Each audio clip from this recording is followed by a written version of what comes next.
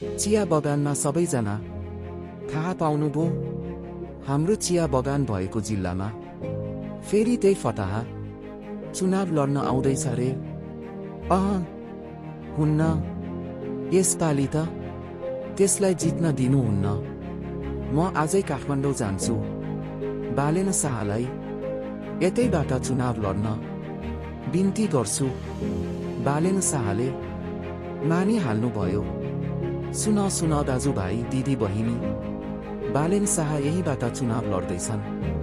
अब हाम्रो मत विकास र समृद्धिको नाममा फेर्ने बेला आएको छ। चुनाव सकियो, परिणाम आयो। चिया बगानमा खुसीको हरियाली झन् गाढा भयो।